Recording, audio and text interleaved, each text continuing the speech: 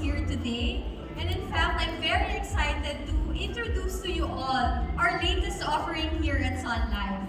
Now, at Sun Life, being able to look after the next generation is actually a privilege. After all, we bring timeless financial lessons closer to Filipinos and their families because we know it will actually impact the future of the young ones with their whole life ahead of them. Maybe not many of you know, but Sun Life actually was the pioneer in financial literacy advocacy. We were the very first to actually have a campaign.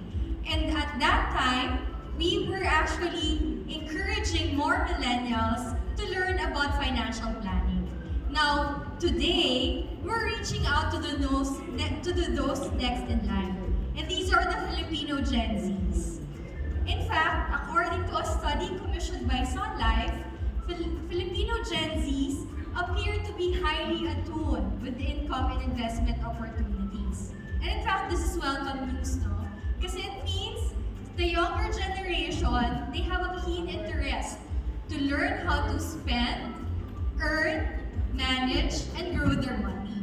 This also means that initiatives such as this, geared towards increasing their financial literacy, is most welcome. And so today, young Filipinos are actually ready to avail of financial products, such as what we offer at Sun Life, which is life insurance and mutual funds. In fact, 44% of them said they actually plan to avail of a life insurance product in the next 2 years, while 41% said that they will get basic life insurance or even VULs. Now, 40% naman said that they're actually interested in getting a health insurance with hospitalization coverage. Now, maybe, what about those who are yet to avail of themselves of these plans? They actually said they have 2 reasons why they are not availing. First is 52% of them said that they have other financial priorities, while 39% of them said that they wanted to know more about these products. They wanted to know about its terms and conditions, and some of the terms are actually complicated to understand.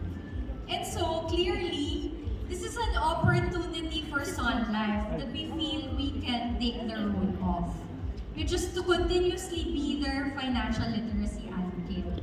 Because we aim to simplify financial products such as life insurance, health insurance, and investments to make it more understandable, more fun, more engaging, and very relatable through gamification. Now, this is actually the reason why Sun Life created Play for Life. Play for Life is a game of choices. It's actually a game that mirrors real-life financial decisions. And it has been a game also that has been enjoyed by our brand ambassadors, Donnie Pangilinan, Mateo Guidicelli, Sarah Geronimo, and Piolo Pascual, who are actually in various life stages of their own. Let's now watch the Play for Life video.